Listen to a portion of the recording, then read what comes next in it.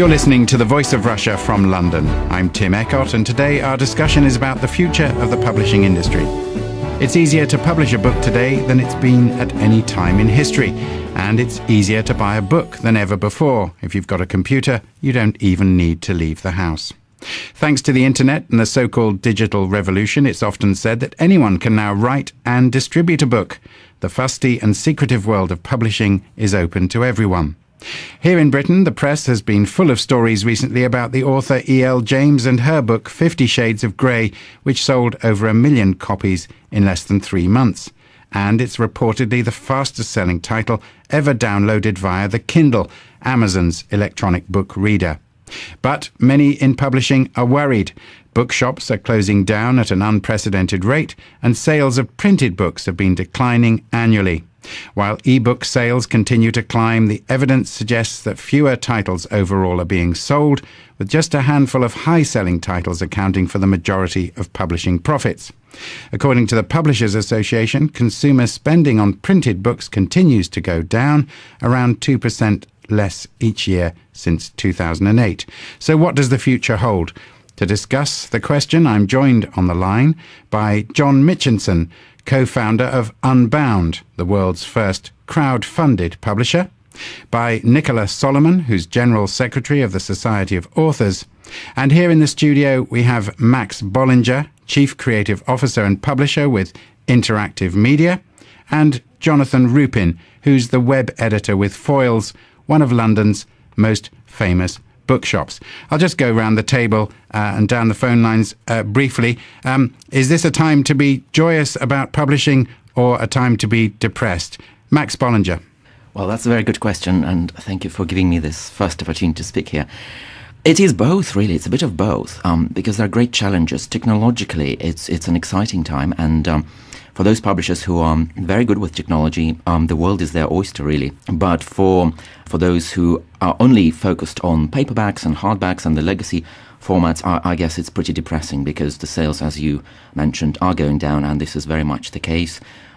Younger people read less and less when it comes to paper books. But interestingly, I've got a very interesting bit of statistic. There was a research conducted recently here in the UK, and college students were given textbooks in the form of e-book. And at the end of this research, pretty much everyone, all of the college students, they suggested that they would prefer a paper book to e-book. One little bit of good news. Yes, for those. Jonathan Rupin from Foyles, you're at the heart of what we'd call the traditional book-selling business. Time to be happy or a time to be depressed? No, I don't think there are too many reasons to be hugely concerned about the future of books generally. I mean, the e-book is obviously a new phenomenon, but the mistake is to think of it as somehow damaging books. The best way to think of it is another format. I mean, the paperback was considered revolutionary 70 years ago. That was going to do all sorts of harm to the industry. It hasn't, and e-books are just another way of reading books. John Mitchinson, co-founder and publisher at Unbound. I mean, you've started a new model of publishing, presumably because you didn't think the traditional model was working. The problem really is that the traditional model is and has been for a long time wasteful. It doesn't bring readers and writers directly together in the way that I think now people expect, producers and consumers expect to be brought together. But in terms of the overall sort of future of reading and books, this is a golden age. 150 literary festivals in the UK, 80,000 book groups. I think there's evidence that people are downloading across a greater range than they might have been expected at first. You say it's a golden age, John Mitchinson, but Nicola Solomon from the Society of Authors, what can you tell us about how your members are feeling? My concern isn't about authors having readers for their work, it's about authors having markets for their work, i.e. how they're actually going to be paid for it. And that's clearly much more concerning. The traditional model under which someone publishes their work and they get paid a percentage is clearly crumbling, and we need to make sure that any of the new models make enough remuneration in them for authors to be able to continue writing. Isn't that the problem? I put it to you, Jonathan Rupin from Foyles, that yes, it may be a golden age for publishers, but the authors are getting squeezed out of the market, aren't they? It's getting harder for them to get decent advances from publishers. It's getting harder for them to get physical books out there, and it's all very well for the books to be published in an easily downloadable form, but the revenues accruing to the authors are smaller than they've ever been. That's certainly true from what I've read, that there are fewer and fewer authors who are making a living by writing. But to be honest, that's always been the case. I worked for a literary agent about 10 years ago. They had about 150 authors on their books. This was before the age of e-books. And I reckon about 4 of them made enough money from writing alone to make a living. So unfortunately, I think it has always been the case that it is very difficult to make a living by writing alone. There are always going to be exceptions, certain writers who will rake in a fortune. But it's an art, and art and business, unfortunately, don't necessarily mesh very well. Max Bollinger from Interactive Media, you're in the business. Are you treating your authors well?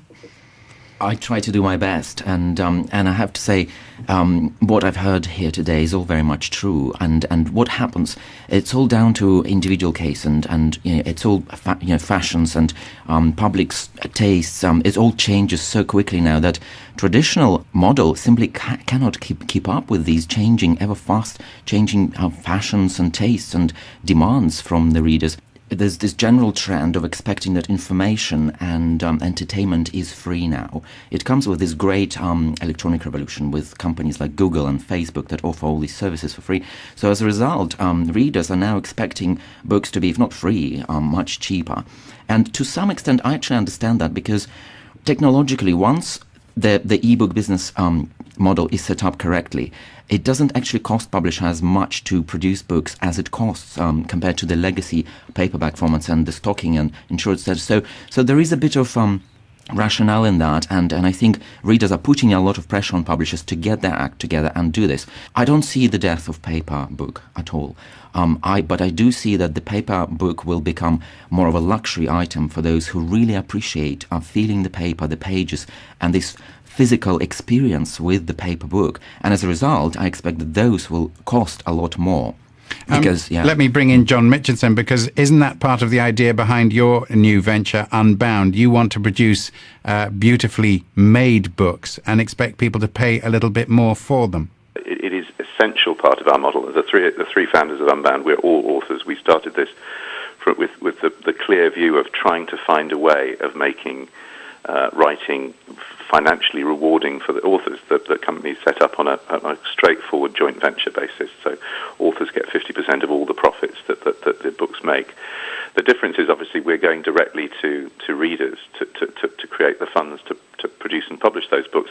And yeah, the idea is that we're format neutral. People can read in whatever format they want. But if you make the book a beautiful object, if you make it something that is built to last and is printed on beautiful paper and is properly typeset and edited and bound, I think you're much more likely to get people to support a project. So they're not only getting the sense that they are acting as a sort of micro patron, they're helping an author's idea find an audience. They're also getting an object that they can keep or give as a gift. Nicholas Solomon from the Society of Authors. Are we in this golden age? John Mitchinson mentioned 150 literary festivals now in Britain each year, but I still have the sense as an author myself that the authors are, not sharing in the golden age, certainly in terms of their incomes. I think some authors are doing well out of the new systems and some are doing badly, and that's always been the way. It is great that people are talking about reading, are interested in reading, and that there are so many outlets for it, but it is complicated to ensure that they get paid for it. And different models work for different areas. I should make it clear that society doesn't only have novelists, but we have doctors, textbook writers, ghostwriters, broadcasters, all sorts. And each of those are facing changes in their traditional model. So it's a very scary, unsettling time. Jonathan Rupin, if I bring you in from Foyles, a very iconic electronic bookshop, but a physical place where people go and browse with thousands of books on display and on offer. But you're one of the few, it would seem now, that's managing to survive in central London. We keep being told that independent bookshops particularly are closing down, but even the chains are losing money. Are you confident that people will keep going into bookshops to look for a physical product? I am. I mean, one of the things about online is it remains difficult to browse. I mean, we are online ourselves now. We have a website with 20 million items on it now, plus a new ebooks website. So we're investing heavily in the online side of things. But in terms of being a physical bookshop, I think there is still a demand for it. I do hear worrying stories about independent bookshops, but I also hear positive stories, and the positive stories are about those bookshops that react to their local markets and that provide a decent range of books that people want. Unfortunately, the chain bookstores have gone down the route of being deeply homogenous in their ranges, and they can't compete against Amazon and the supermarkets, who are prepared to sell books at such a low price, even at a loss, to gain market share. So bookshops have got to offer something different, both in terms of the range and in terms of the community experience and the events that they offer. And Foyles is one of those shops that I'm happy to say is flourishing in terms of those new requirements. There are obviously lots of different business models out there, and people in the business, like you are, of trying to sell books of whatever type, are finding that they're having to be creative. But I wonder if the nature of reading is changing and whether we can talk about that. Max Bollinger, you're still publishing books in the traditional way as well as online. But I always have this feeling that for a lot of us, most of the time we wander into a bookshop, we're not sure what we're going to buy until we find it. How do you operate in the new world where people have to have an idea and they go online for most of their book buying habit? Well, I could probably talk for hours on trying to answer this particular question. As we all know, something as specialist as books, especially when it comes to fiction novels, is a very personal experience. So what is good for one person is not good for another. So it's all a matter of tastes and fashions and interests that public and readers have at any given time. So in terms of addressing that, there is obviously a bit of marketing research that needs to be carried out. So I'm sure many other publishers, we do marketing research, we see what's going on, we need to keep up with all the latest news and information and current affairs, and try and address and bring a product on the market which hopefully will be liked and will be bought. And how do your readers find your books physically? Oh, okay. Well, in terms of finding physically, we work with stores like Foyles. They also work very well with publishers. They establish direct relationships. I listen to their recommendations, and I see what they suggest and how people browse through their bookshop. I actually see people sitting down on the floor reading something, and I sometimes go through and I try. But they need to have a bookshop in order to have that experience. Yes, that experience can only come from a physical bookshop. When it comes to electronic selling, it's a different world altogether. It's all about metadata, it's all about descriptions, it's all about attracting customers using electronic means, it's all about promotion. So the book that we published recently, it's a very unusual book. It's by a Russian writer who's unknown here. He's a young person. He's a very talented writer. But to bring him into the British market space, it required enormous amount of effort on the side of the publisher. I had to create communities. I had to go on Facebook, on Google. I had to organize meetings with people, physical meetings, online meetings, chats, discussions. So it's a very complicated process. But you have to get people talking about the book. It's talking, it's engaging. Well, now it's become not necessarily talking, but it's engaging. And engagement can be anything. It can be in the electronic format, in the community, through Facebook. It can be directly in the bookshop. It can be through an event. Because there's so many avenues now, and all of them potentially are sales channels, potentially are where customers can be found, where people can be engaged and brought into this community. It's a complex process, as you say, but it's this idea of so many avenues, so much information. You talked about metadata. Yes. I'm sure most people don't know what that even means. Right, but right. Okay. Nicola Solomon, if I can bring you in, do you think your authors are aware of how complex the business of getting the word out there about their books has become? Yes, I think so very much. I think that some people are very active and understand. What's concerning, though, is the number of things that authors now have to do to get their books to market in terms of making themselves a presence, a brand, as it were. may take away from the time they've got writing. And some people who are really good authors may not be disposed to actually sell themselves in that way. I know some authors find it very difficult indeed. So there are real losers who could be fantastic quality writers, but really don't have the skills or the interest in building up the markets in that way. So it can be very difficult for authors. John Mitchinson, if I could bring you in, co-founder of Unbound. I know you worked in what we might call the traditional publishing business before. How do you think authors are coping with this idea that they've got to be on Facebook, they've got to be Googling, they've got to be, all things to all men in order to get the word out there? How do people find books now? Well, I think it's a challenge. It's always been a challenge, to be honest. And most authors I know have always, most of them have had to work quite hard before the advent of all the social media and digital. But I think the answer is that it will be different for different writers. Not everybody. But isn't it true, John, that there's a confusing amount of avenues out there now? I mean, we've got more ways of learning about books than ever before, but fewer places where the physical book sits on a shelf waiting for somebody to find it. And I think that is an issue, because I think word of mouth has always been, actually, in the end, the thing that really sells books. I mean, if you look at the analysis of whether review coverage or advertising works, it's generally what happens, and you can see that with 50 Shades of Grey. Word of mouth takes hold, and you get a success from nowhere. And I think Amazon have been very good at milking that, they've become the first place that people now go if they're looking for a book.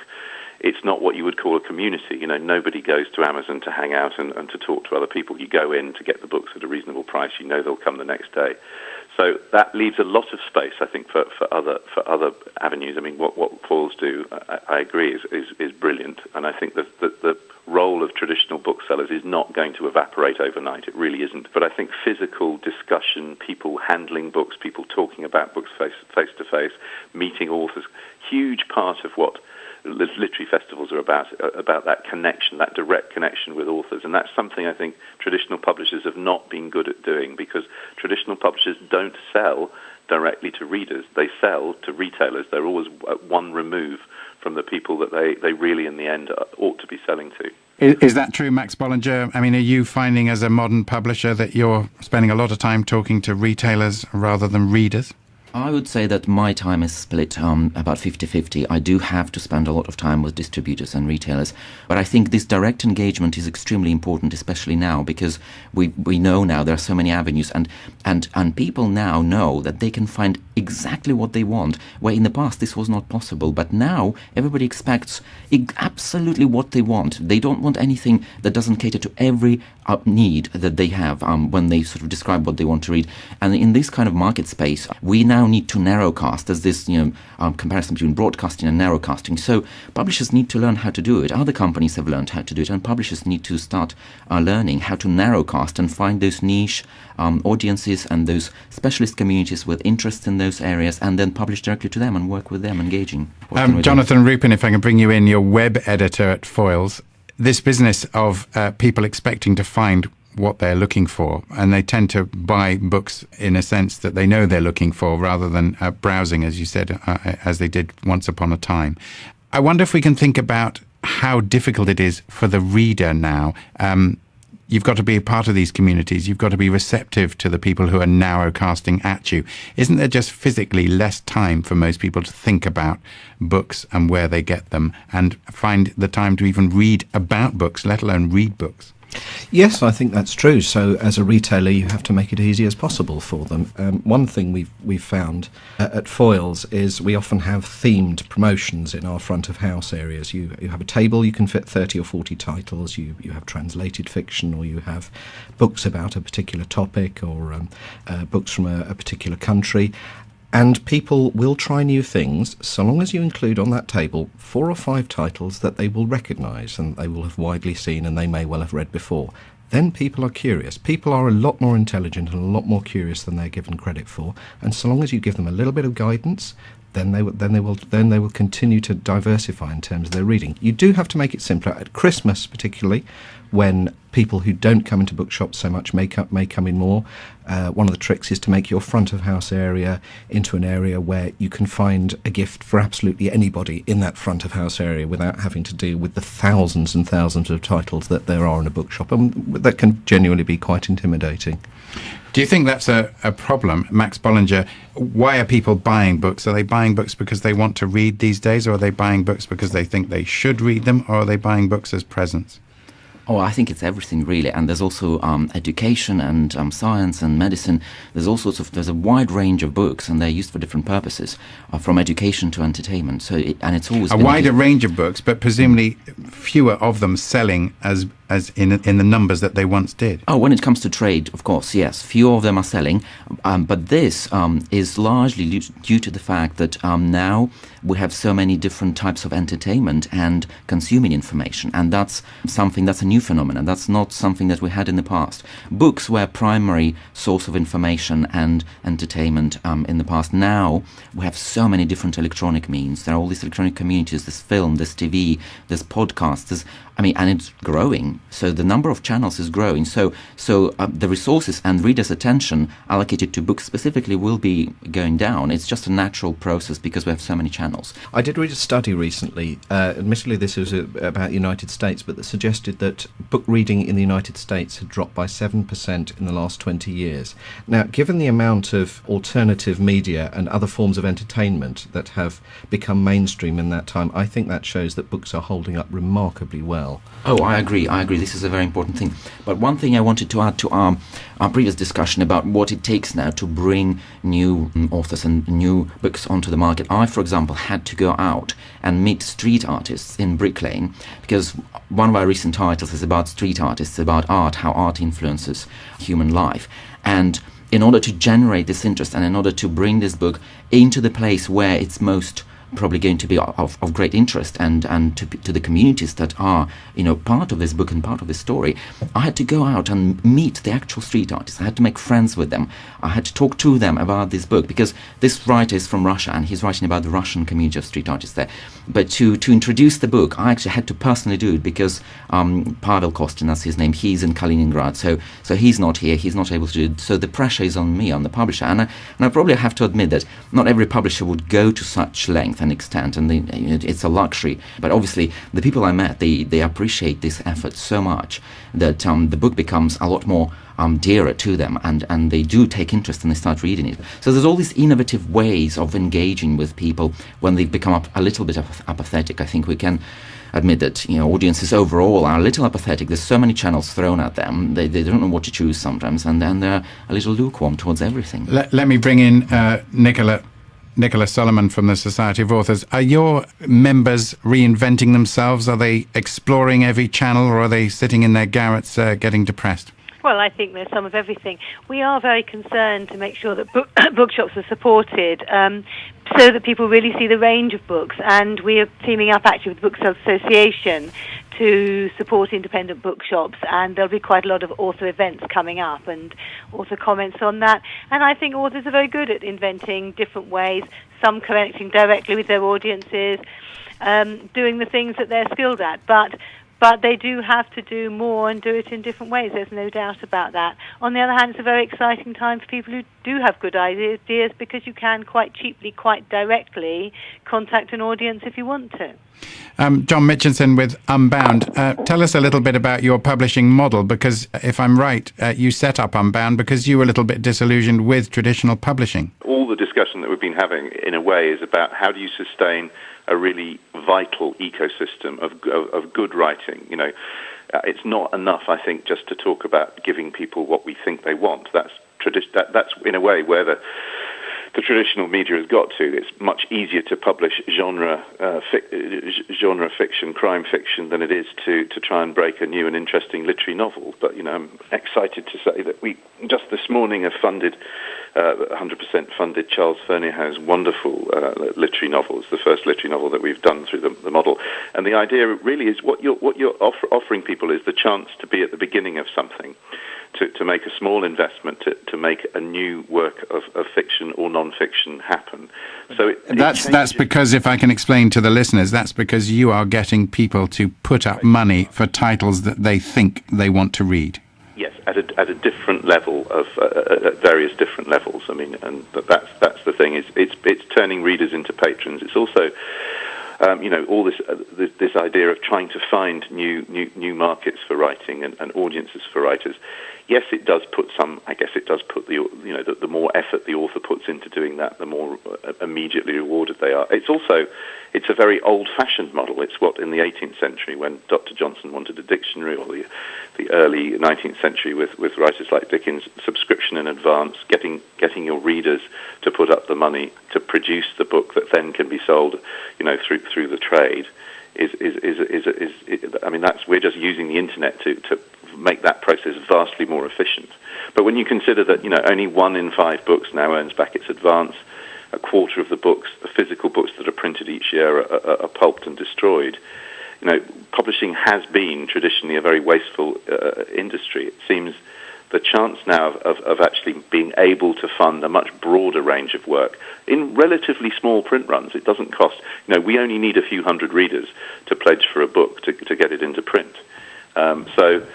While I think it will offer established authors a bigger cut of the pie than they're getting through traditional publishing contracts, it also offers first-time writers a way of getting into print more easily than the traditional route, which, as most people will know, it's almost impossible to get an agent, and even when you've got an agent, it's almost impossible to get a book deal. Okay, John Mitchinson, sounding quite positive there about the future of making and selling books. We'll have to leave it there. But finally, Jonathan Rupin from Foyles, I think you were founded in 1903. Are you going to be there in 2103? Yes, I think Foyles and bookshops generally will be around for some time to come, although the market will change radically in many ways. And Max Bollinger, you obviously think there is a future for you.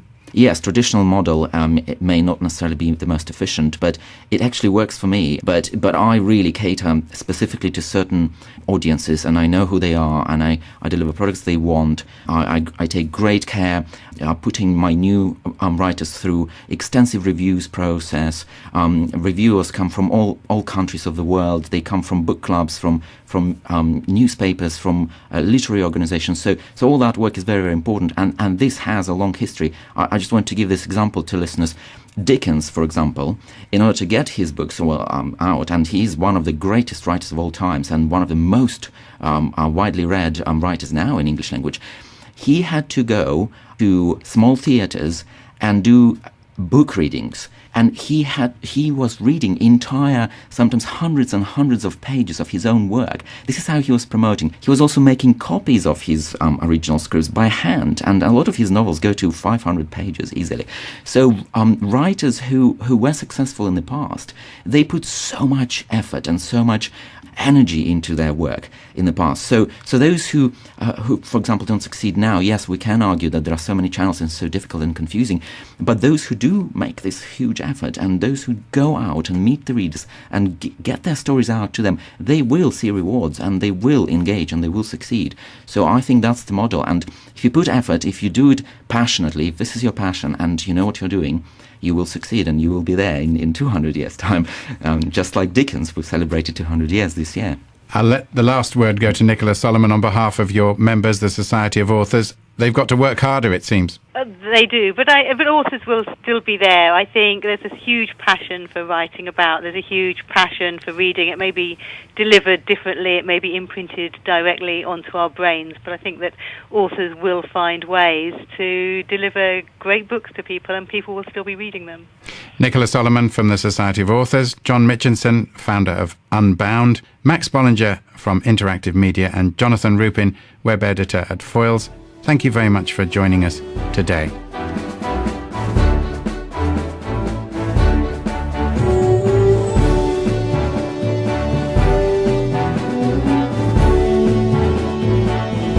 The world's first crowd-funded publisher, by Nicholas Solomon, who's General Secretary of the Society of Authors. And here in the studio we have Max Bollinger, Chief Creative Officer and Publisher with Interactive Media, and Jonathan Rupin, who's the web editor with Foyles, one of London's most famous bookshops. I'll just go round the table and down the phone lines briefly. Is this a time to be joyous about publishing or a time to be depressed? Max Bollinger. Well, that's a very good question, and thank you for giving me this first opportunity to speak here. It is both, really. It's a bit of both, because there are great challenges. Technologically, it's an exciting time, and for those publishers... what we'd call the traditional book-selling business, time to be happy or a time to be depressed? No, I don't think there are too many reasons to be hugely concerned about the future of books generally. I mean, the e-book is obviously a new phenomenon, but the mistake is to think of it as somehow damaging books. The best way to think of it is another format. I mean, the paperback was considered revolutionary 70 years ago. That was going to do all sorts of harm to the industry. It hasn't, and e-books are just another way of reading books. John Mitchinson, co-founder and publisher at Unbound. I mean, you've started a new model of publishing, presumably because you didn't think the traditional model was working. The problem really is that the traditional model is and has been for a long time. You're listening to The Voice of Russia from London. I'm Tim Eckott, and today our discussion is about the future of the publishing industry.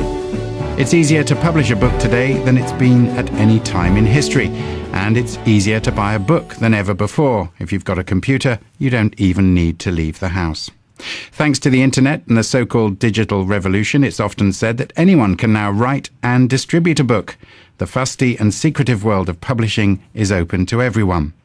Here in Britain, the press has been full of stories recently about the author E.L. James and her book 50 Shades of Grey, which sold over 1 million copies in less than 3 months. And it's reportedly the who are very good with technology. The world is their oyster, really. But for those who are only focused on paperbacks and hardbacks and the legacy formats, I guess it's pretty depressing because the sales, as you mentioned, are going down, and this is very much the case. Younger people read less and less when it comes to paper books. But interestingly, I've got a very interesting bit of statistic. There was a research conducted recently here in the UK, and college students were given textbooks in the form of e-book. And at the end of this research, pretty much everyone, all of the college students, they suggested that they would prefer a paper book to ebook. One little bit of good news. Yes, for those. Jonathan Rupin from Foyles, you're at the heart of fastest selling title ever downloaded via the Kindle, Amazon's electronic book reader. But many in publishing are worried. Bookshops are closing down at an unprecedented rate, and sales of printed books have been declining annually. While e-book sales continue to climb, the evidence suggests that fewer titles overall are being sold, with just a handful of high-selling titles accounting for the majority of publishing profits. According to the Publishers Association, consumer spending on printed books continues to go down, around 2% less each year since 2008. So what does the future hold? To discuss the question, I'm joined on the line by John Mitchinson, co-founder of Unbound.